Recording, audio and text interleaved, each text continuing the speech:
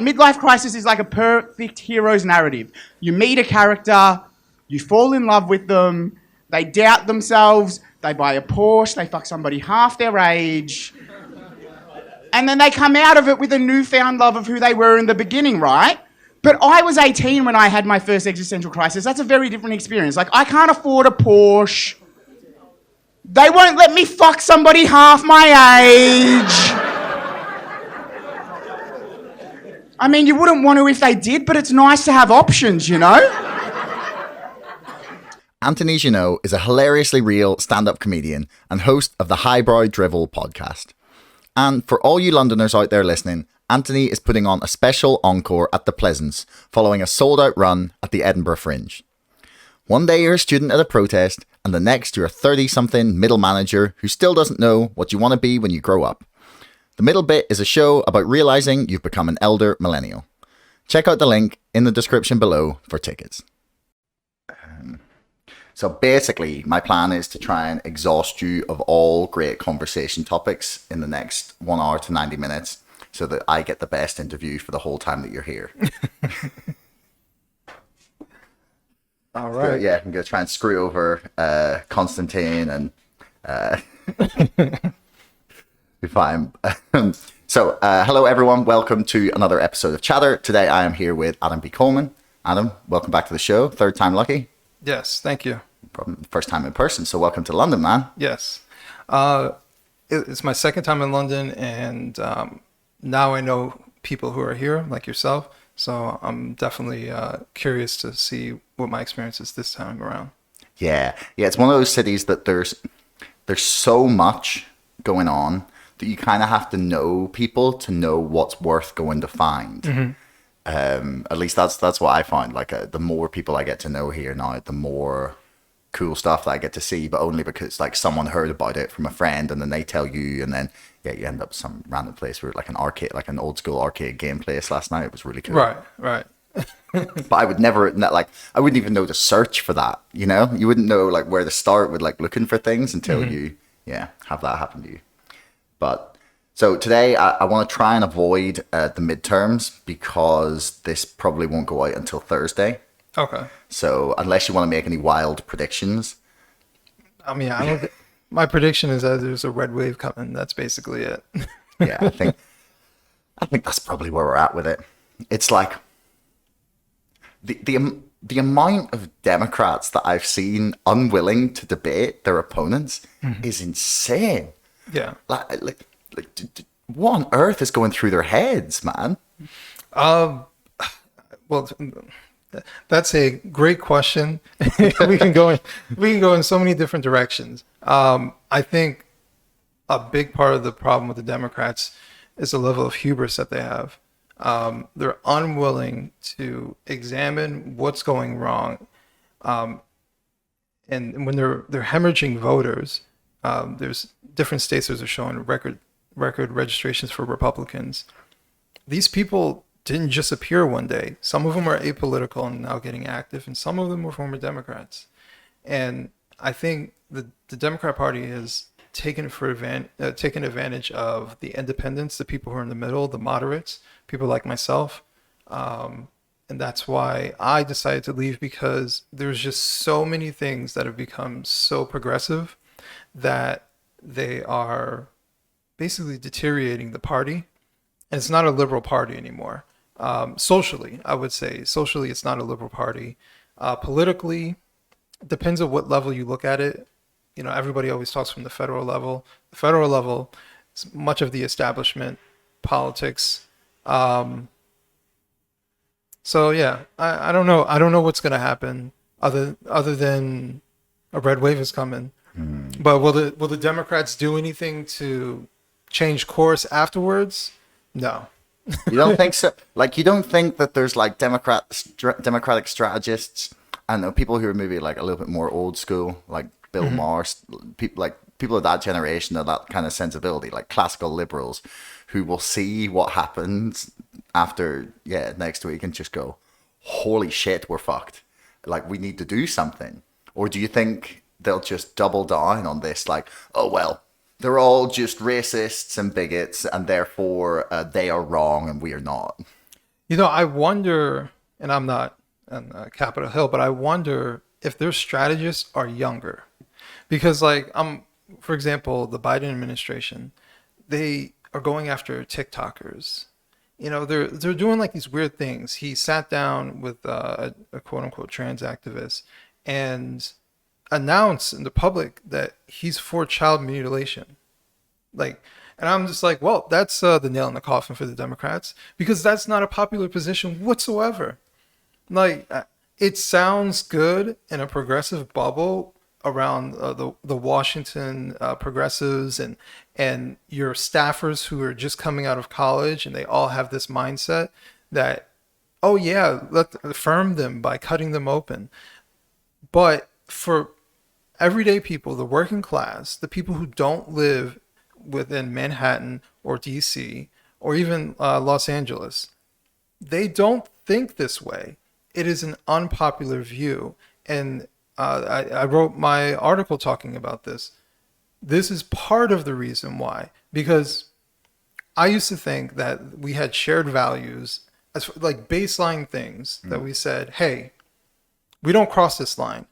Like, hey, we don't sexualize kids, right? That shouldn't even be a political, position. Yeah, you shouldn't really be a debate about that, should Right. It's common sense. Hence, we didn't even talk about it because it wasn't a thing to talk about. Now we're at a point where we have to say, I'm with the party that is against child mutilation. I'm with the party that's against sexualizing children. Right? I'm with that party. Damn everything else to me, because without our families, we have no society. And if our children are being sought after by perverts, and our politicians do nothing to protect them.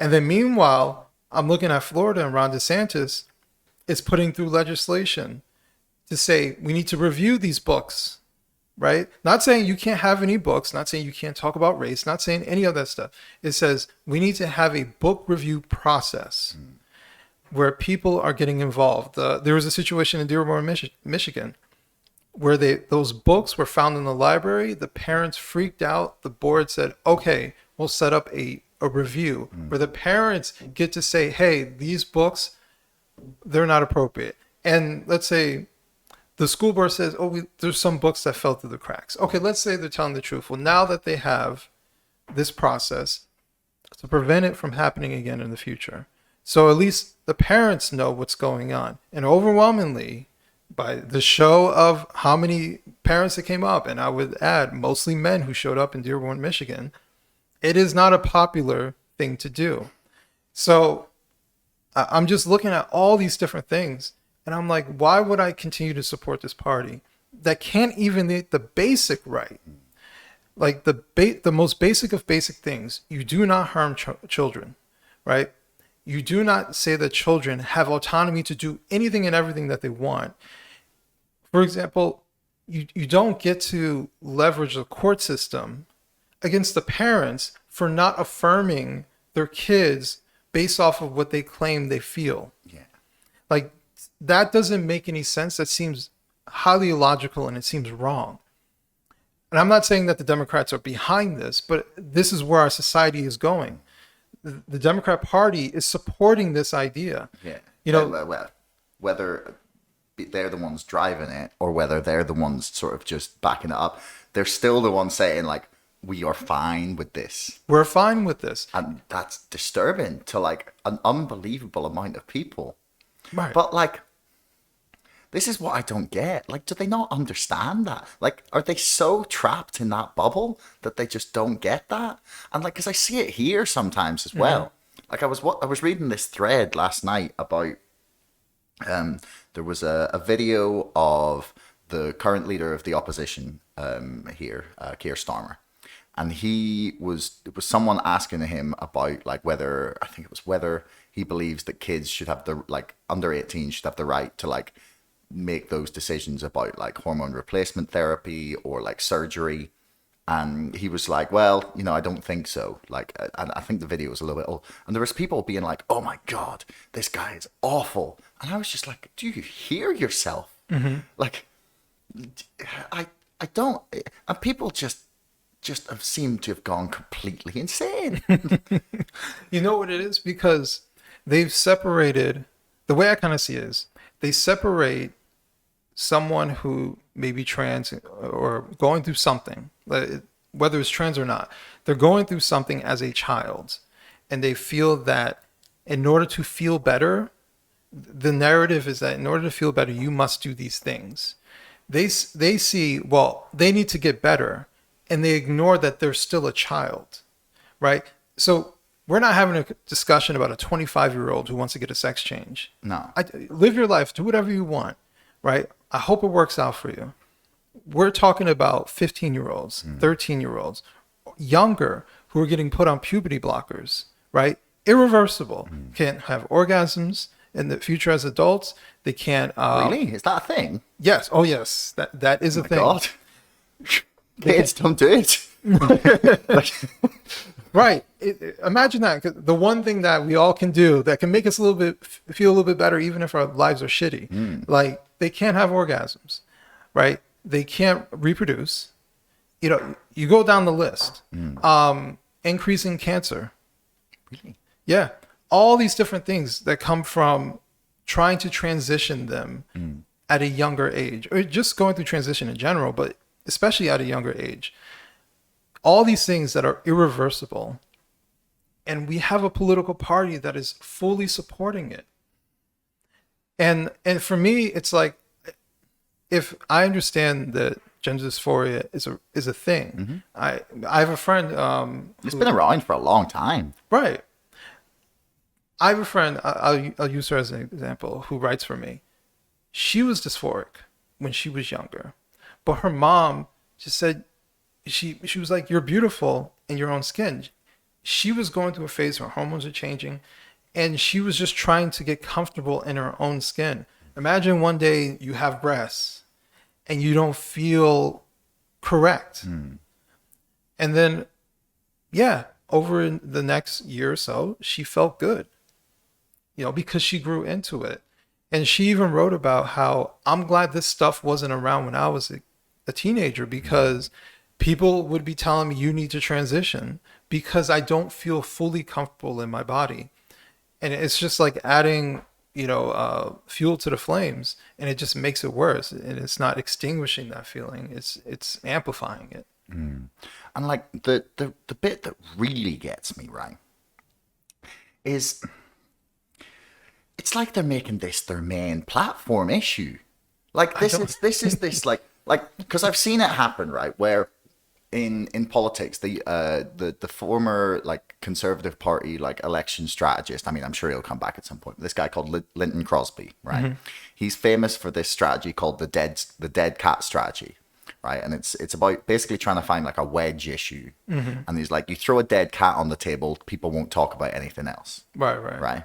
And it's like they've decided that this is their dead cat, this is their wedge issue, right? Except normally what the dead cat wedge issue is meant to do is really like, it's like, right, okay, we can win over 51% of the people on this issue, and this is what we're going to make everything about, right?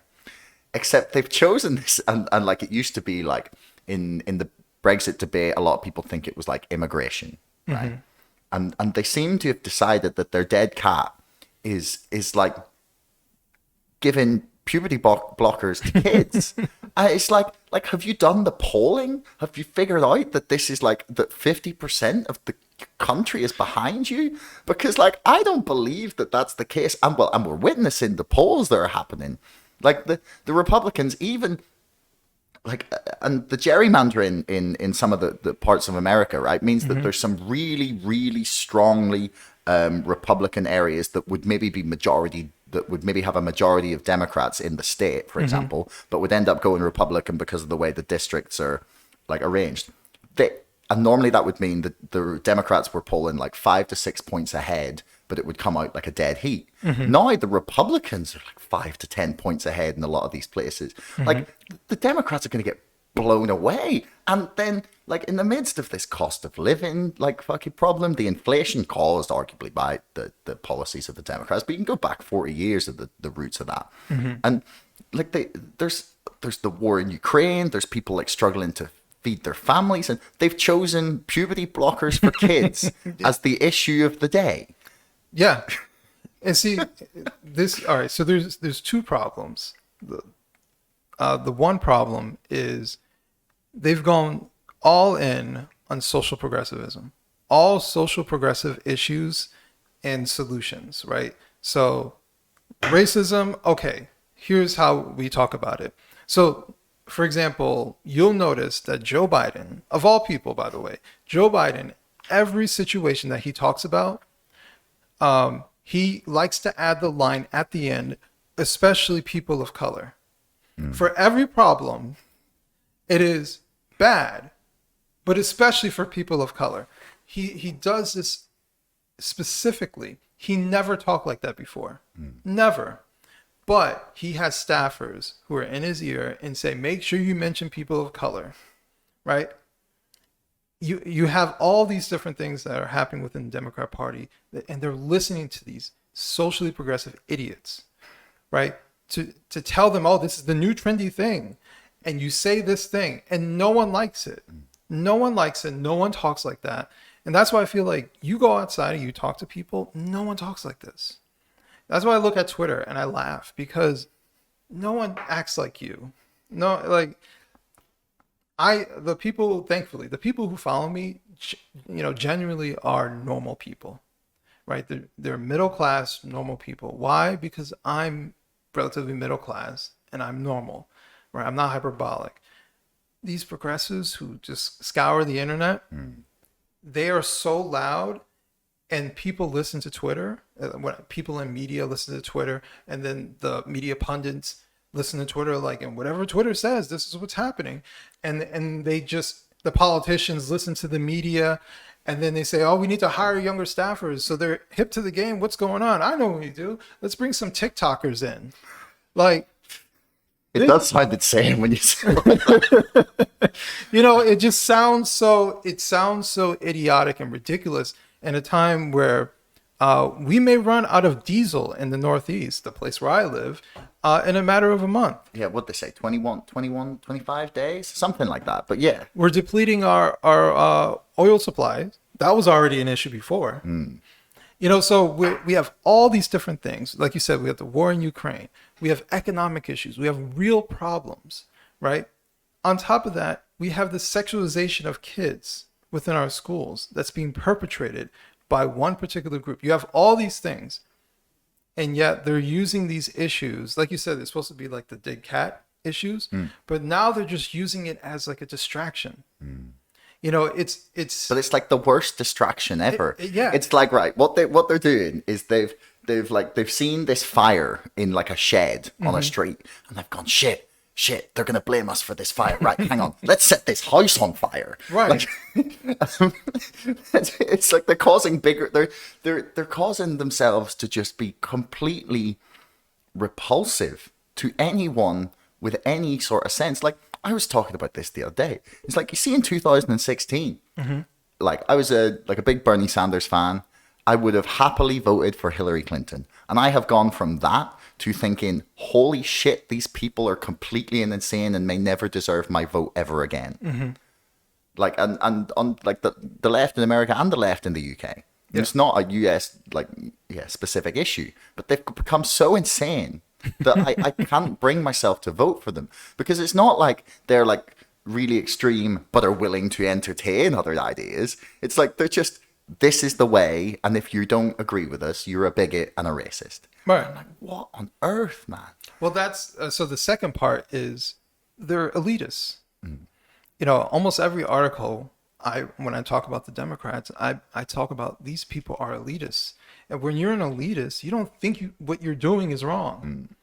And it's just like, it's the blind leading the blind, but they think they can see. Like, they're so caught up in themselves. They have so much hubris. And like, for example, I know it's a TV show, but this is a somewhat popular TV show that's been on forever, and they talk about politics, The View. And I used to watch The View off and on years ago. They never sounded like this. And granted, they're wealthy. Had Roseanne on the panel though then, right? Yeah, I mean, listen, they had their biases. I'm not saying that they didn't, but they didn't sound like this, right? The complete denial that there are issues. The other day they said, there's no crime rise. Oh yeah, I saw this. And I'm just like, any person with eyes in your own, where they film, in that city, there is a crime issue. They're letting people out without bail. Like, it's absolutely crazy. They literally live in their own bubble, and they think that everything that they're doing is right. You know, they look at, my favorite is when they're trying to turn DeSantis into being Trump, right? And they call him Death Santis. Meanwhile, They call him what? Death Santis. Death Santis. Because That's amazing. because of the pandemic, because he didn't want to stay locked down forever. He didn't see any In that usefulness in it. state that has less deaths than New York, the place they're in. Yeah. That's the thing about it. Like, That's they're in their own bubble. These are the same people who called themselves Cuomo-sexuals, right? Who loved Andrew Cuomo. Meanwhile, the guy's sending COVID patients into nursing nursing homes, and tens of thousands of people died. Actually, they don't even know how many people died. It's a scandal that they over their head. They're never wrong, and they see whatever they want to see. And what's happening is, it's like lifting the veil. Like, maybe they were hiding it all this time and I just wasn't seeing it. But they're showing themselves really, really easy. And I almost feel like since Trump, they just went full force. They showed themselves. And so now, as an average American, I'm looking like, whoa, like, this is scary that these people, this is how they look at the world. You know, Sunny Houston is like despicable as how she portrays everything in her lens of everything in the world. And she's speaking to 1 million plus people a day, and she's feeding them this nonsense. And I'm just like, this is poison. This is poison within our society. but that's not the dangerous misinformation. No, of That's course it the isn't. narrative. Of course it isn't. Like, yeah. So, yeah, speaking of dangerous misinformation and the narrative, what do you make of Elon buying Twitter? I think it's a good step in the right direction. For example, I think Twitter was biased. I know someone. Not just biased. Can we state this for a second? Not just biased. We're openly colluding with the Department of Homeland Security for years on disinformation. Basically, what the government considered to be not the truth, right? That, for all of the fucking idiots that were declaring Bolsonaro's fucking loss in the presidential election. I don't know enough about Brazilian politics to tell you what the better option was. Right. But all the people were like, this is a victory against fascism and authoritarianism. While in their own fucking country, we are literally seeing the absolute definition of fascism, like this fusion of state and corporate interests in order to control like what they believe as the truth. Like it's literally the most 1984 thing that you can. No, I literally couldn't write a more 1984 thing, and it's literally happening in front of their fucking eyes, and they don't see it. They just willfully won't see it. Or they say, well, it's not the same, right? They are so partisan that they're unwilling to see that something is wrong here. And you know what? Actually, this brings it to the amnesty conversation, stemming from the article in The Atlantic.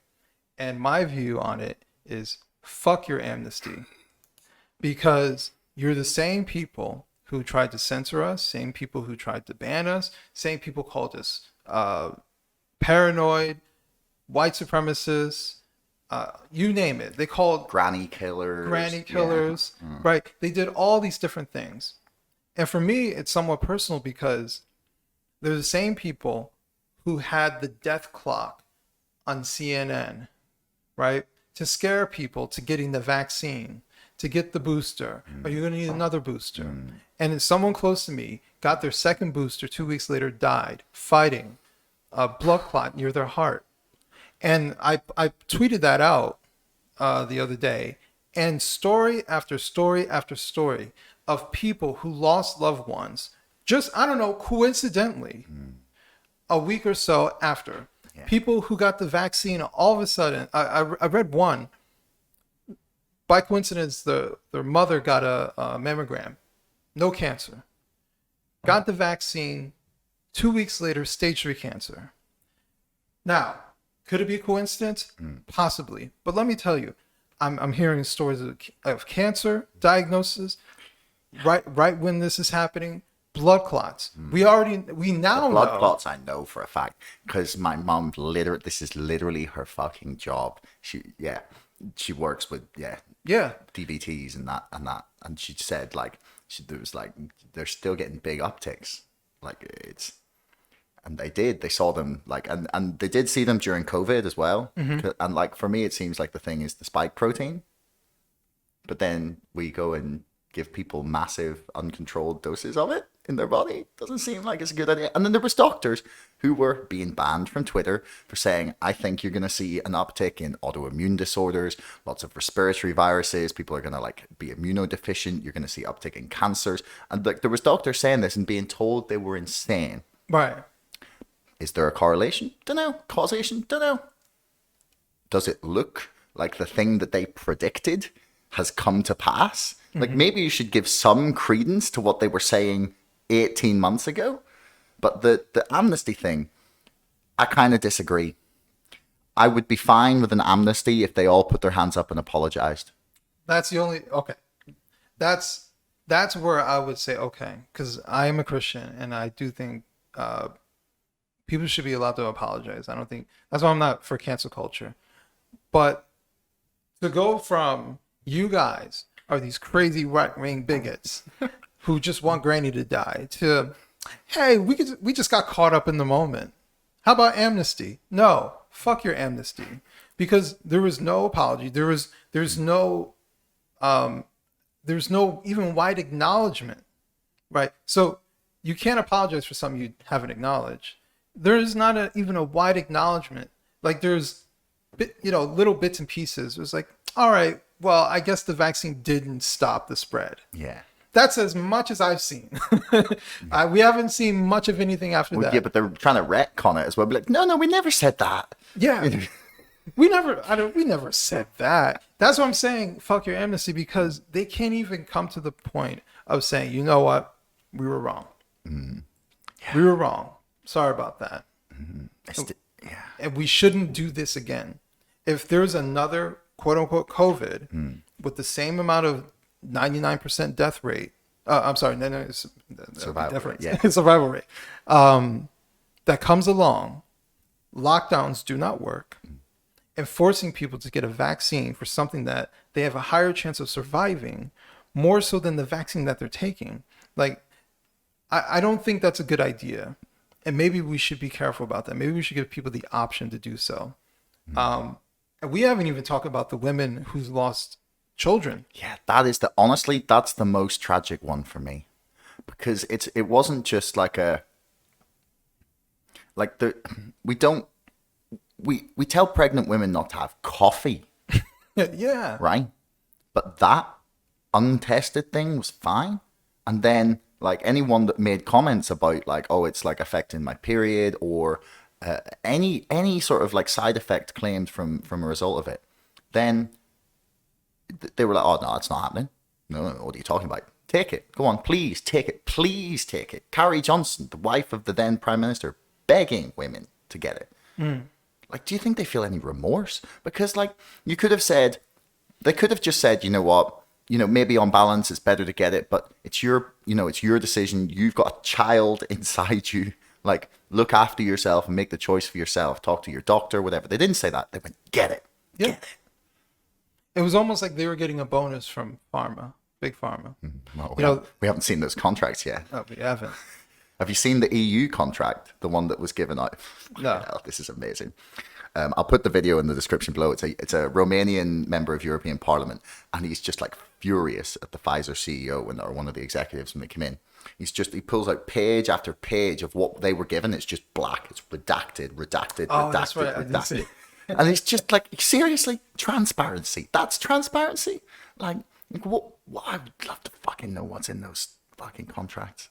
Because I think that would make everything very clear as to why people acted the way they did. Or at least the politicians. The figures in the media have absolutely no fucking excuse. But at least the politicians could be claimed to have been legally bound to say something. Yeah. You know, that was what's interesting. When Trump was pushing for the vaccine in the very beginning, and I found out that you can't sue them. Oh, because it's an emergency, so you can't sue them. I was like, this is not going to be good. I knew from the very beginning. You give Big Pharma all the leeway. Oh, yeah, we're going to rush this through.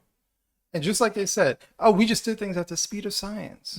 Oh, what does that mean? God, I wanted to shoot them when they said it. Not advocating for violence, metaphorically. But speed of science means speed of profits. They were doing everything possible to push that product out and keep that product going. Efficacy rates, shit. We got a booster though. We still pumping out that product. Why? Because we got billions upon billions of dollars being funneled through the federal government in our country to support Big Pharma. Record profits. Why? If we were to, now we're here, we're what, 2+ years since the initial lockdown. 3 years since Wuhan should have been locked down. Oh, there you go.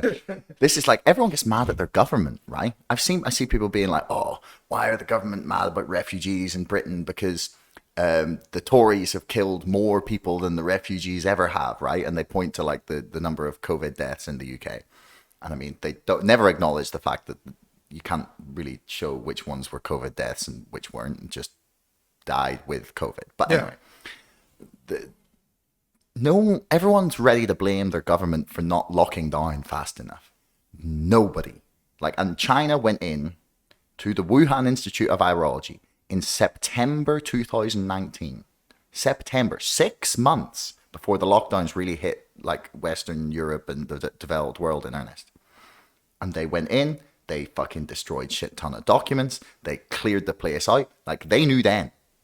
And not a single person is mad about that. Not one. You see, if China locked fucking Wuhan down at that stage, we're fine. We wouldn't have had it. We would have been sweet. No, they tried to cover it up. Yeah. And no one is mad at them. Not a single person. Like, they're mad because like someone didn't believe that like a lockdown was a good idea. They said there would be worse consequences from it. I think they've been kind of proven to be very, very correct there. But they don't get mad at fucking China for not doing anything about it. Like, it's like, I don't understand any of these people's logic anymore. Well, China is a whole different topic because you're not allowed to hold China accountable for anything. No. You're not allowed to criticize them. Look at them. They're just the model of whatever, I find China to be far more of a threat than Russia ever was. I understand Russia is invading Ukraine right now. So someone would be like, well, look what they're doing now. But let's say before that war, Russia wasn't our main adversary. China was. China has the long game about everything. I'll give them props for that. We as in the United States, we're very capitalistic. And we have a lot of corporations. And corporations look at quarters. And then this quarter, then the third quarter, and the fourth quarter. So for them, everything is short term. China, they have a pseudo-capitalist society. Very pseudo. I mean, it's a communist society, but they have like drips and drabs that makes you think it's capitalism. But they control everything. And so because they control everything, they can basically have the long game with everything, right? They don't have to worry about an election every 4 years. They don't have to worry about changing this and changing that. It's like, we want to get into this industry. We're going to pump money only into this industry until we're number one in that industry.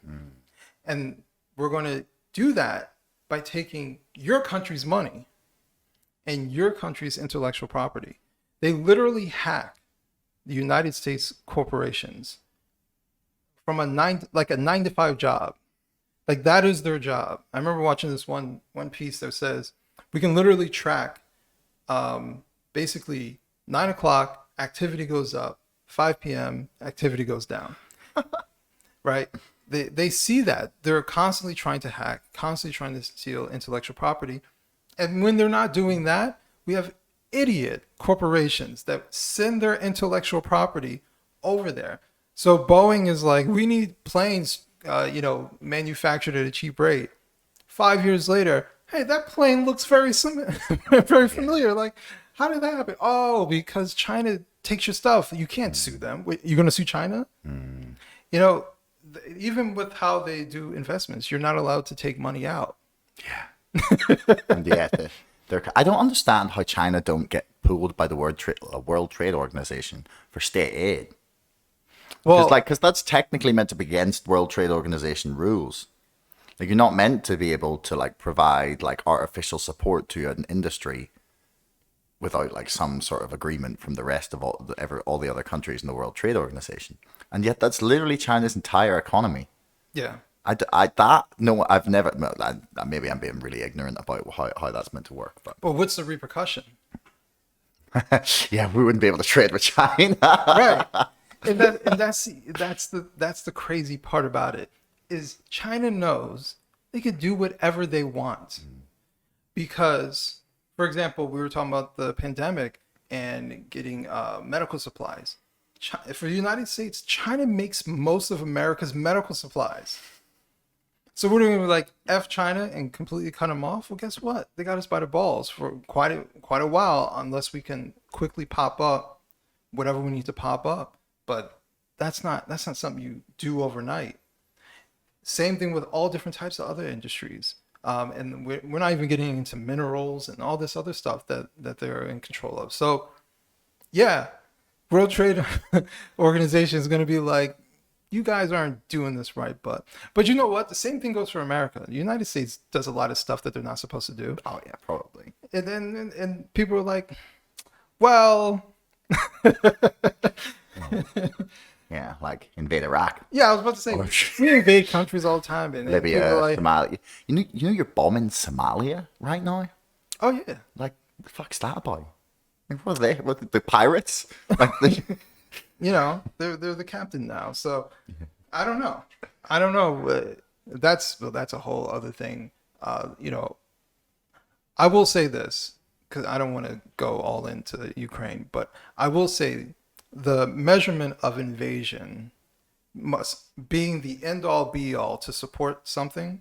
Man, I wish people had that same feeling when we invaded Iraq, invaded Afghanistan, when we kicked up escalations with our Nobel Peace Prize winning president. the one that ran out of bombs. Right, the one that ran out of bombs, who went from 2 conflicts to, I think it was 6 conflicts around the world during his 8 years of presidency, who won a Nobel Peace Prize, to bring up again. I wish people had that same standard for the United States, so they can hold us more accountable, so we stop being the world invader. Like, we always say we're the world's police, but that's kind of true, but we're the world's invaders. And we like to say that we're peacekeeping. But how are you peacekeeping when you're stealing resources? Yeah. Why do people think that Russia was in Syria? Why? Because they were fighting to make sure that there wasn't a pipeline coming through to their main customer in Europe. That's what that whole thing was about. It was about sowing some sort of discord within Syria. That's why they kept saying, you want to take out Assad, right? They didn't have the political power to go in and try to fully invade Syria because it was not going to be a good plan to do that. So what did they do? They funded the same freedom fighters to fake the chemical weapons attacks. Right. They basically, which the UK then took as a reason to theoretically illegally bomb Syria. yeah. And our prime minister's husband at the time, investment company owned shares in Lockheed Martin, who supplied the bombs. Yes. It's a fucking dirty world. But yeah, we'll not get too deep into Ukraine. Just to say that, like, I got accused of denying the Ukrainian genocide in the YouTube comment section, and I was like, I don't think it's a genocide. Surely that's like attempting to eradicate an entire people, and I don't think that's what they're trying to do here. But let me just say, for the sake of it, is like, that was wrong to invade Ukraine. Like anyone that's listening, I don't like any war. I don't think that we were innocent in not provoking the reaction, but like it's wrong for them to invade it. Yeah. But yeah, let's talk a bit about your, like, one of the topics that you speak a lot about is like the nuclear family, or like the need for the nuclear family, or a family around people. Like, what is it that makes you look at the world and say, like, this is one of the biggest issues? It's funny because one day I was thinking like how Ibram X. Kendi says that basically like it's not a matter of if there's racism, but where there's racism. So I'm always like, it's not a matter of where the nuclear family fails, it affects our society, but it's like how it fails and how it's affecting our society. So I believe that most of the social ills that we're discussing, when we were talking about children who are experiencing some sort of trauma, dysphoric, there are links to where their household. Not saying that I'm a child of a single parent, so I think sometimes what happens is people say, "Well, you turned out fine," or they say, "Oh, I know this guy. He's a doctor and he's happy." I try to explain it like, if you smoke cigarettes, it's not a guarantee that you'll get cancer. But smoking cigarettes increases your chances of getting cancer. So growing up in a single parent home doesn't mean that you'll go to jail. Doesn't mean that you're going to kill yourself. But growing up in a single parent home increases the likeliness of those things to happen. It increases the likeliness that you get involved in crime, that you get involved in drugs, that it's such a long list that it's so absurd that sometimes we have to debate it. Like I know we can play with numbers and stuff like that, but man, if I can show you a correlation between a particular lifestyle and family upbringing and negative life results on a consistent basis over and over and over, you have to say at some point, okay, maybe there's something there. Maybe there's something there. So, the nuclear family increases the odds that you will have a happy and successful life. And then it increases the odds that you will repeat that behavior. One of the things that we don't talk about is when you do grow up in a single parent home and you turn out to be okay, that is a normalized environment for you. And sometimes actually, even if you don't turn out to be fine, that is a normalized environment for you. That's your lens of how you see the world. So if you're a young woman, you grew up in that environment and there's no man in the house, right? So that means that there's no male authority figure.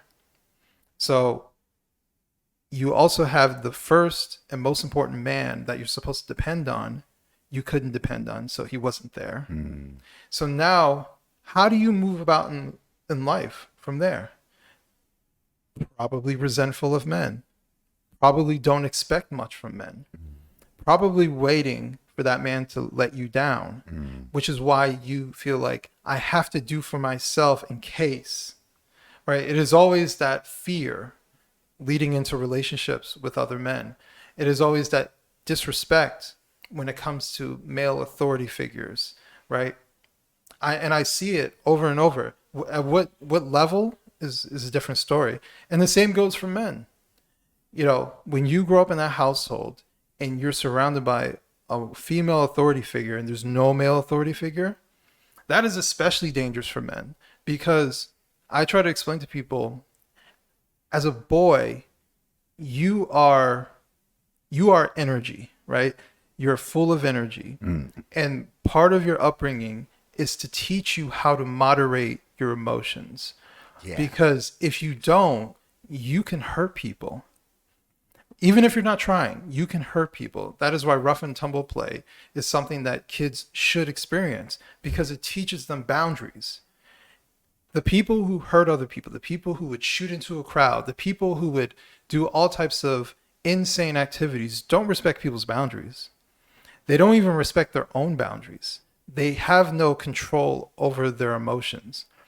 And they are willing to go from 0 to 100 just like that, because they never learned how to control that. So it's interesting when I hear people say, I'm a hothead, right? And then you look at how they You're grew super up. calm, man. Oh, no, not me. I'm just saying, like, Oh, okay, yeah. okay. Just like someone was like, I'm a hothead. But you look at how they grew up and you're like, oh, I get, like, no one was there to teach you how to moderate your emotions or to say, hey, you've gone too far. You need to chill out. There's a reason why my son is super calm. Maybe part of it is genetics, but like when he would get excited, a little bit too excited, I was there to be like, no. And he's like that today. He's not too high. He's not too low. He's very even. And that is where I think a lot of men should be, right? Because if they're too wild, they're dangerous. And if they're too wild, they hurt people. They can hurt people emotionally. They can hurt people verbally. Like they have to have some control over their emotions.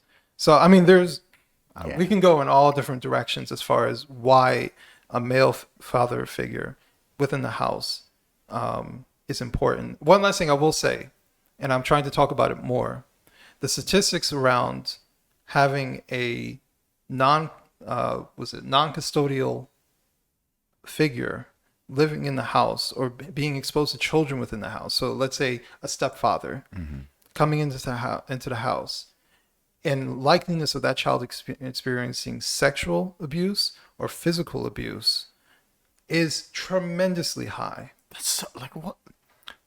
That's a like it's something you kind of hear about, but like what the fuck is going on there? Well, the way I try to explain it is sexual predators will go where there's children.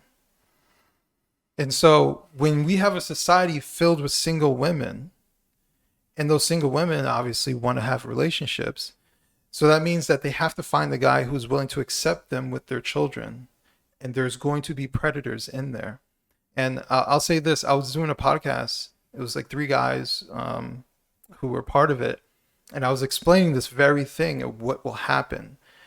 And after I was done explaining it, the one guy said, yeah, you basically explained my childhood because that's what happened to me. He was molested by a stepfather. Wow. And it was like to the T of how I was explaining it. I was like, this is the reality of things. Single parenthood is a vulnerability for children in all different types of ways, but even sexually, right? Where predators will find single women and go after the kids and then get the mothers emotionally involved. And there are times when the mothers pick the man over the kids. So it's a terrible situation. Yeah. Wow. It's like, so I'm also a child of divorce. Was like 13 through 16 when the divorce was going on. And my best friend used to say to me, like, you really lacked, like, maybe like half your problem is like you lacked a male authority figure in your life, or you lacked like a masculine authority figure to like teach you like about life, basically. I used to just be like, what the fuck are you talking about, man? Like, why do you need that in your life? And then the more that I begin to understand like what that means, like what kids get from that, and the more I figure out the stuff that I wasn't taught, essentially, and the stuff that I've had to figure out for myself since then, and had like other people like, help me along the way, like books I've read, like things I've seen, like Jordan Peterson was probably the first step along that for me. It was someone like who really like lays it out there in like a very unequivocal manner as to like why you need like to, especially as a man, to learn, like he's like, because it's like you're a monster, like become that monster and then learn to tame it. That's basically like what you were saying there about men not needing to be too wild. It's like the capability for that wildness can be there, but you have to have the self-discipline to tame that and to be able to like temper that energy into like either productive things or to know when to unleash it, essentially. Right. And So I the more that I think about it, the more I'm like, wow, like it's so crucial. And like I want to talk about Kanye actually a little bit, but like the thing that he said that like still haven't figured out what the fuck he was talking about with the Jewish media. Like I don't get it. Like he never explained, because like I understand him saying the media, there's the media there that like are trying to control what people say and do, and like there's a class of people who are like that have blackmail on people. And it's like, do you know what? You see, if he hadn't said the word Jewish, I'm on board 100%. I think that's definitely happening. I didn't get why he had to make it about race. I don't understand what that was about. It seems completely bonkers to me. But in the interview he did with Lex Friedman, which is fascinating for anyone to go and watch, he was talking about like the single motherhood rate in the black community is 75%. And people wonder why they've been throwing in money at like places like Baltimore. And like there's definitely like deprived parts of London that have the same issues, maybe not to quite the same extent, but they've been like throwing money at these places for decades and nothing gets better. And he's like, it's because they locked up all the fathers, and they've just caused this like state where all the kids growing up have no positive male influence, and then it's like a self-perpetuating cycle. Then they get in the same trouble, they end up in prison, or like going off, or just, you know, not being the men that they could be, and that it's just this self-perpetuating thing. Like do you think that's like... So I obviously don't have statistics on this, but I tend to push back on that a little bit. Okay. So I don't think he's wrong, but I don't think that's everything. Okay. Obviously, let's say in Baltimore, 60% of the households have no father in them. We'll just use that as a random number in Baltimore. Yeah, I don't know if the 75% figure is accurate. Well, I think that's nationwide. I think it's somewhere between, I've heard 65, I've heard 70. I think it depends what year.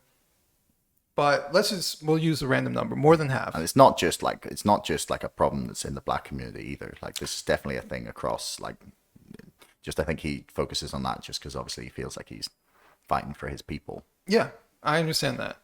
But we'll use Baltimore as like an example. So let's say 60%. Would we say that 60% of them went to jail? No. That seems like a ridiculously high number, especially for a large metropolitan city. Would you say 40%, 30%, 20%? Like, those seem like really high numbers for a city that has millions of people, right?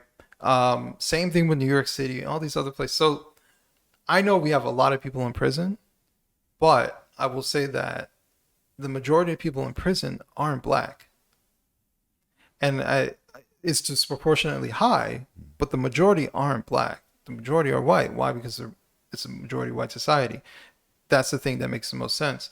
So, you know, the idea that, oh, well, you know, these crack laws came and they just started locking up men and the fathers were put into jail. Yeah.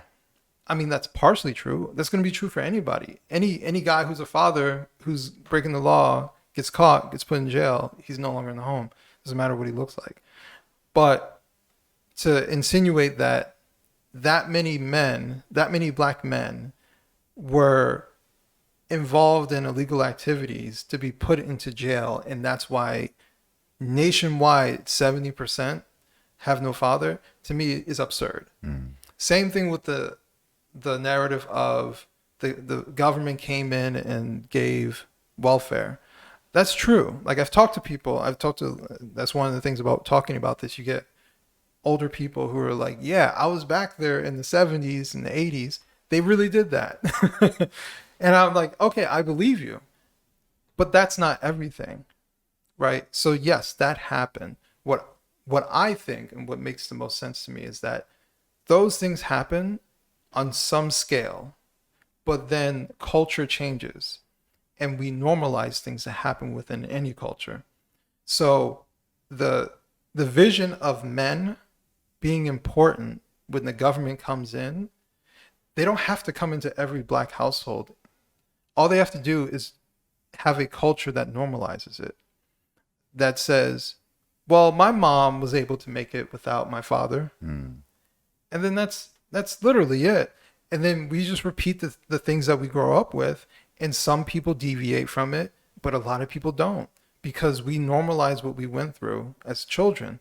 I remember once hearing someone say that, talking about relationships, you love the thing that you hate, and that's why, like, children who are abused will date an abuser, right?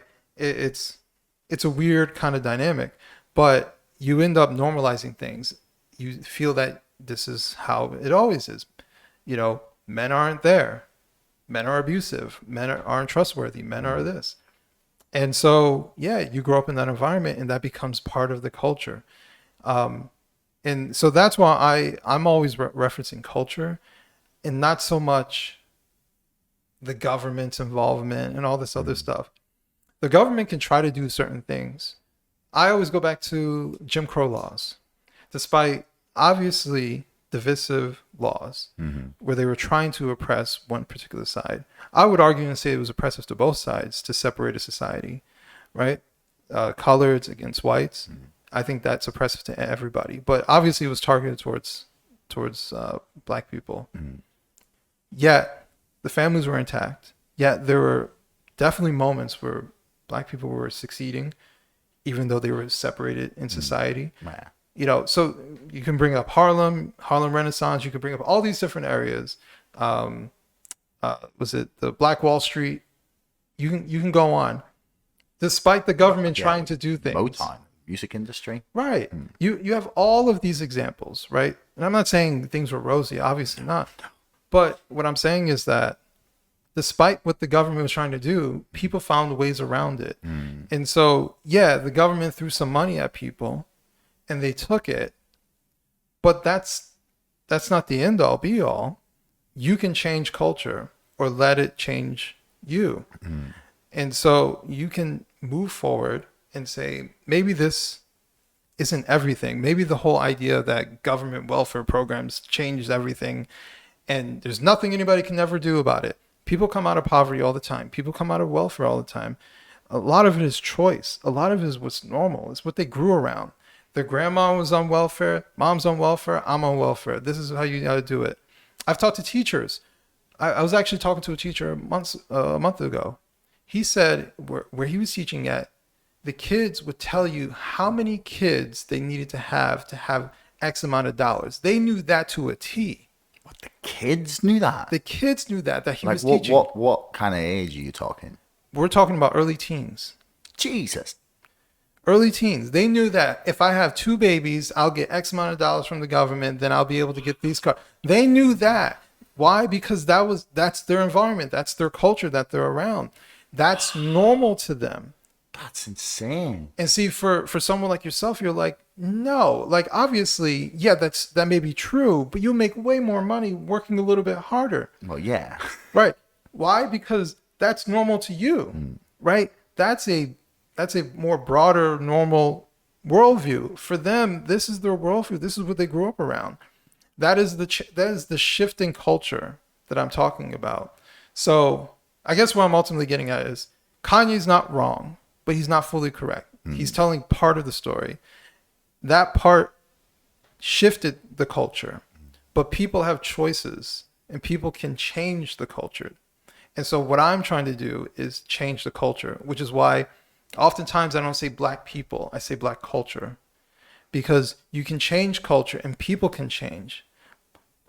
Yeah, and I don't think it's just like race specific either. Like I said, it's like there is like, and when you say culture, you mean this sort of like as well. There's like this attitude. There's just like, you don't need no man, or like people could be fine by themselves. Like again, it's not even gender specific. Like people are like, oh yeah, single fathers, they could raise a kid by themselves, and like it's with this idea that autonomy and individuality, which is fantastic in many aspects, but there's the idea that this is the be all and end all.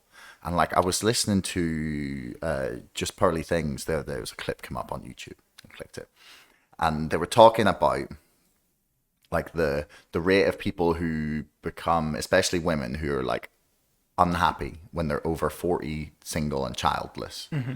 and the like Pearl was like bringing up stats, like actual facts and figures, like really good polling, and they had like they were just like, oh well, I don't believe that.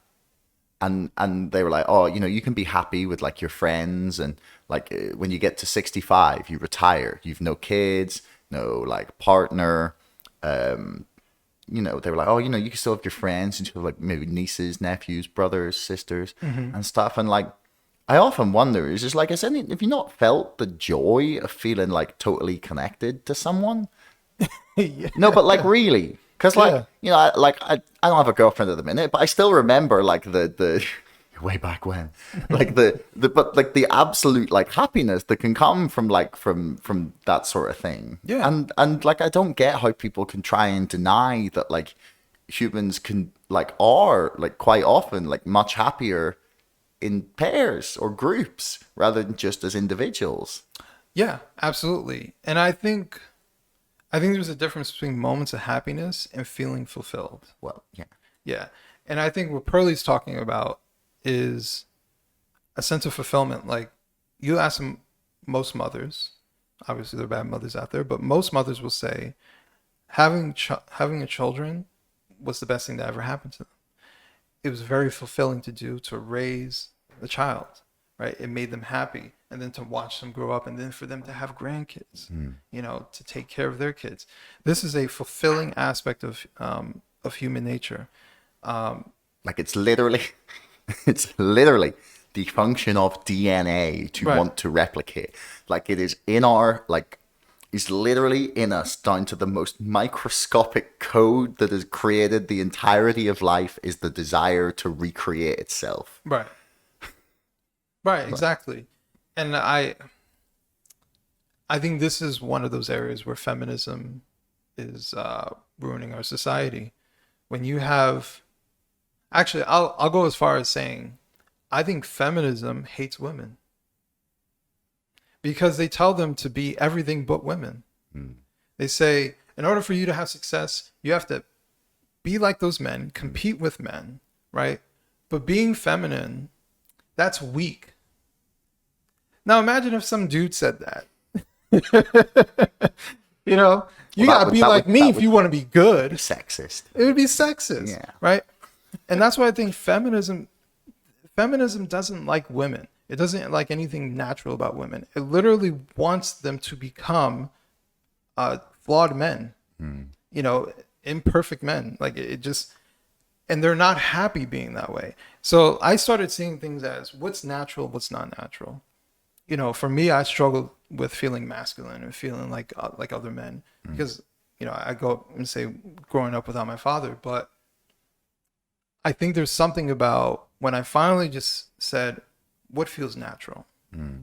And throughout my life, I just started doing things that felt natural. For example, how I disciplined my son. This is controversial to say sometimes, but at one point, when my son was young, I would spank him every so often. But then I didn't like it. I didn't like spanking him. And I felt like, what is this accomplishing? And then one day I just said, I'm not going to spank him anymore. And so I just started talking to him. I'd raise my voice, or I tell him what I want to do, but I just stopped putting my hands on him. I just started communicating more with him. I haven't touched my son since. Right. And I don't even remember how old he was, like 4, maybe younger than that. I just stopped doing it. But then when I really look back at it, and this is just my belief, I was mimicking the behavior of my mom.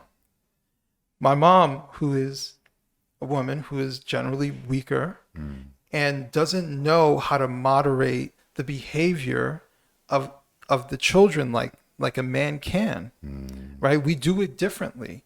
And so she's going to use force because it's quick and it's you know, loud and it's strong. But is it right? Is that the way you discipline kids or your own kids? Or do you communicate with them in a particular way? Or maybe if you are someone who's a proponent of spanking, you use that extremely rare in rare cases.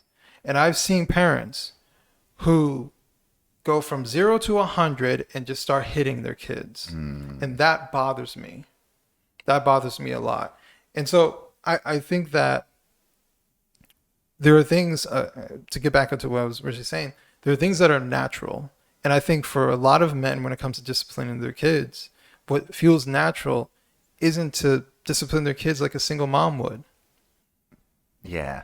I can't actually ever remember being hit with it, but the threat of the wooden spoon was always there. And listen, I'm good with threats. Yeah, no, that's what I'm saying. Like, I don't actually ever remember it being used. Right. The threat was in. Right. Like, whenever she started threatening that, you knew it was time to stop fucking with mom. Yeah. Yeah. Exactly. Like, what prompted this, like, do what feels natural thing? Was there anything that, like, you heard or read or anything, or like something someone said? I think there were small moments in my adulthood when I just started doing certain things. It was natural, but I think when you fail so many times, you start to analyze, or at least I would hope most people would start analyzing themselves. So, I was just analyzing myself and seeing, like, what am I doing right? What am I doing wrong? But I really took hold of it in the last 3-4 years, I would say, where I just started doing things that felt natural and trusting my instincts. That was a huge thing. I'll say this: the biggest transformation was doing things that are natural, trusting my instincts, and being 100% accountable. Those three things shifted my life and my perspective on things, and it did nothing but improve my life. I feel more confident. I feel more secure about everything that I'm doing. And I feel like I'm doing the right thing because it feels natural. Like, I don't feel like I'm forcing myself to be something that I'm not. And that's why I feel like there is something special about a man being a masculine figure. And how we define masculine, I don't think is like how a lot of people define it. It's not the big brute who wants to, tear everything down. It's someone, like you said, it's the monster that is tamed, right? And if someone harms someone that I love, the monster comes out. That's the appropriate time. Yeah. And I think we need to have more reserved men, more emotionally reserved men. And that will change society. All over the place. It would change society. It'd make the men more attractive to women. I'll tell you that. Yeah. Nothing more attractive than a man who's just confident with himself, and he's not trying to do things to impress. He's just trying to be secure with himself. And I think there are a lot of men who struggle with that. I think that's why Jordan Peterson is so popular. It's because there are a lot of men who have a crisis of feeling like a man. And I went through that. I've stated I didn't feel like I was a man until about 5 years ago. Like, I'm a man. Wait, what did you? Sorry. I'm 38. You're 38. So until you're 33, and that's Yeah. when you really started to feel like it. Yeah. I would say that's. Yeah, I'd say that's probably pretty accurate for a lot of people, or a lot of men. At least, like, I was talking about this with someone else recently. It's like, until maybe a couple of years ago, I don't think I could have even defined what a man should be, or like what being a man would mean, or like, because that conversation was never had with me. It was like, there's toxic masculinity, right? And then there is, yeah, and it's like, it's hilarious that you say that feminists hate women and they're trying to make the women more like men, because at the same time we're being told that, like, we shouldn't have, like, the men shouldn't have any masculine traits, and that we should be more like the women, which is really funny. Like, the paradox there is like, why don't we just stick to what we're good at? Yeah.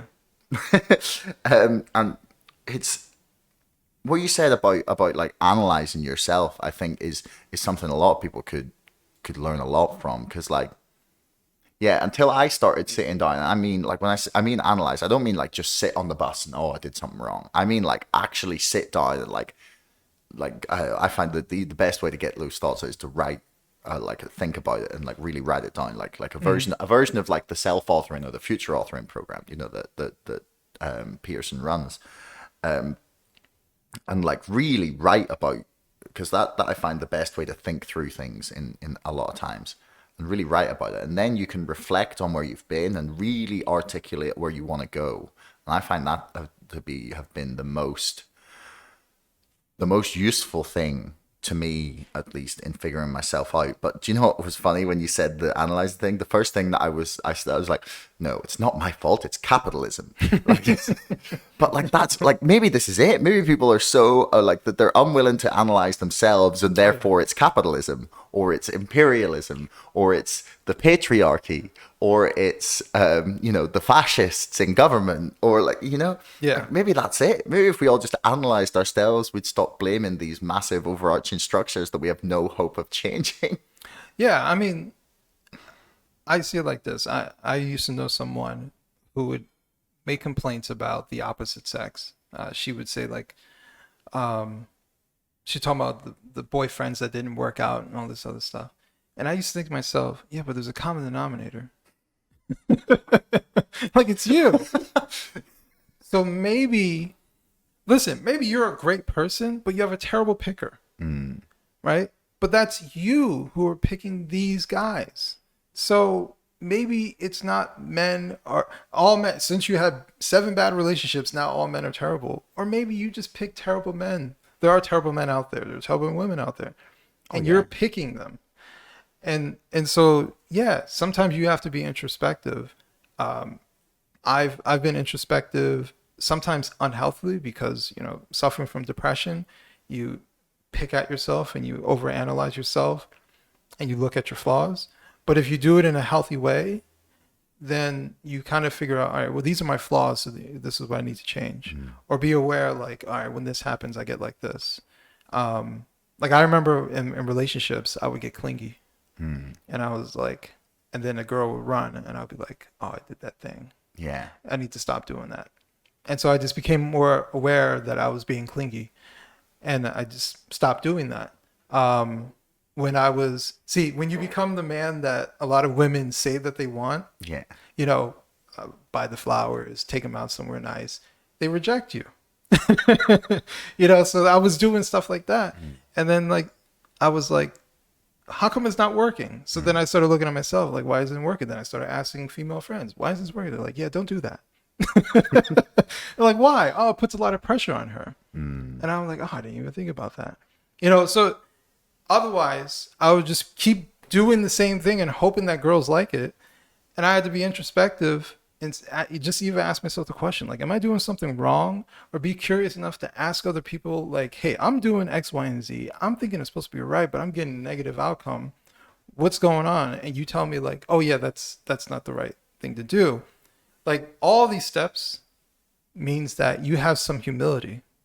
And I think what we're hearing from is a lot of young people who lack humility, who think that they know the world, right? Who go to college for 4 years and come out as these scholars who know everything about society, who could pick apart everything. Even for myself, like, I'm 38. I don't think I know everything. I think I have a good grasp on a lot of things, but I would never be egotistical enough to be like, I know everything. Or if someone points out something that's actually wrong that I said, that I'm just going to reject it so I can be right.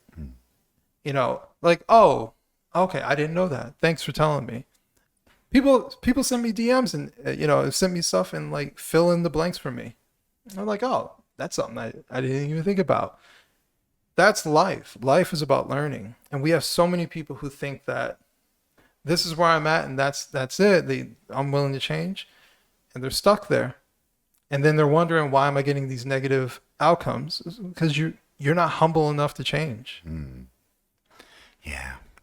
I mean, I find, at least in like past relationships that failed, and I've looked at a lot of things about it, and I used to be that guy who would like be like, what am I doing wrong? Yeah. And like I used to look at it like flaws that I had rather than ways that like I could improve, basically. Like, now I'm on a track where I'm like, right, okay, I want that kind of girl, etc. Ones who I've actually had in the past and like things have like not worked out and gone right. I have to be like at a level to be capable, or not even capable, or maybe worthy is not the right word, but like to be like their equal or to be the person that they will be with. And like it's about like, and I've accepted that fucking challenge. Like, it's great. It's like, what a fucking challenge to accept. It's like, are you prepared to become the person that you want to be? Like, to fucking use Jordan Peterson's language, like, that's a fucking call to action and adventure, isn't it? Yeah. Like, that's a purpose that like people could take, and it's incredibly empowering. Like, I think it is. Never felt more energized to go out and achieve things once I got that message into my head. It's the reason I still do this fucking podcast. But unfortunately, Adam, we're going to have to wrap this up because you have an Airbnb to get to. Yes. So to finish up, you've given some amazing advice to a lot of people, but what is there any other advice you'd like to give to any young men or women out there who are listening? Young men, become a better man. And what I mean by that is when you increase your skill sets, when you become someone who's more secure with themselves, confidence, when you focus on yourself, the women will come. And I think a lot of men, including myself when I was younger, would try to chase women and try to convince them, right? Even being the friend, and hopefully one day she sees the value in me, right? Never be that guy. We've all been there, haven't we? We've all been there. It's a disappointing and depressing life. Don't do it to yourself, Yeah. kids. It's like, I don't want to talk about your boyfriend anymore. But Just date me. yeah, just date me. I'll treat you like a queen. No, but when you improve yourself and you focus on yourself, the women will come. And I told my son that you become better, you improve yourself, and the women will come. But you start chasing women as a man, you start deviating from your purpose. And women actually want you to focus on your purpose. They want a better man. They don't want you to lay under them, right? They may say, "Oh, come here. Don't go to work today." No. My wife does that to me sometimes. I got to get ready for work. And she's like, "Get back in bed." I'm like, "No." Sometimes that's hard to resist. Yeah. But I say no every time. And she, she acts like she doesn't like it. But More willpower than me, man. yeah, I have a lot of willpower. But she respects it. And that's the thing. For a man, you want your woman to respect you. But in order for her to respect you, you have to follow yourself. Like, you have to lead yourself. You can't let her lead you, right? She doesn't want to lead you. She wants you to lead everybody else. She wants you to lead the family. Because ultimately, if you're talking about someone, I'm not talking about hoes and people who just want to have sex. I'm talking about a secure relationship with someone that you love and that you may actually have children with. She wants you to be the leader. She wants you to be the man that her children can look up to, right? You're talking about DNA. This is one of those things that I think is built within us, and it's built into women to choose the better option, right? To choose the guy who is going to be better than her at so many things that she's going to be so impressed and she's going to respect that man, right? Be that person. For women, mate selection is extremely important, right? Because the consequence is that you get pregnant. And, Evolution is on you, ladies. right. And in the way our society is built, they're okay with you just taking the kid and running off and the dude never shows up again, right? So mate selection is extremely important. I'm a proponent of marry before you carry. I know I didn't live that, but that was before I repeated what I grew up with. But I'm trying to tell everybody, and my son knows what to do, right? And that's how you stop the cycle. But marry before you carry, right? Or at the very least, talk to men who are related to you about the men that you're picking. Don't go to your guy friends, because we were the guy friends and we're trying to have sex with you at some point. Go to your father, go to your uncle, go to your cousin. They're not trying to have sex with you, so they're more likely to be honest with you about how you're presenting yourself. What do guys actually like? Is this guy a good guy? Yeah. Is he full of it? Yeah. Because Have men can see Right. other men's motives Right. far better than women, I think, sometimes. Oh, he's just a nice guy. No, you don't see that. Like this. Oh no, we have to talk about this. Like, so that would be, those are like two big advice, pieces of advice I would give to young men. Become a better man, chase your purpose, and the woman will follow. You don't have to chase women. For women, listen to men who have no motive to have sex with you, and they will help to guide you into a successful relationship as well. Don't listen to your girlfriend so much, because believe it or not, they're trying to compete with you. And they're going to say things to save their reputation, right? Because women care about their reputation. So they don't want to hurt your feelings, because that could be negative on their reputation. So they're going to pacify you. They're going to say, no, you're great, you're beautiful, everything's wonderful about you. And they're not going to tell you the truth. The guys who are related to you, who love you and care about you and care about your outcome, can see past the BS that men put out. And they will tell you that you're getting with a guy who is not good for you whatsoever. You're getting with a guy who's lying about stuff. His story doesn't add up. And you're in rosy vision. You don't see it. So listen to those guys and you'll have success. Well, that's some great advice to finish on. So, Adam, thanks very much. Links for Adam's Twitter and Wrong to Speak Publishing will be in the links or in the description below. Thanks very much, man. Thank you. Hey, everyone. Thanks for making it right the way to the end of the podcast. I love that you tuned in this long. Do me a favor, hit subscribe, because 80% of you bastards are not subscribing, but you're watching my videos. See you next time.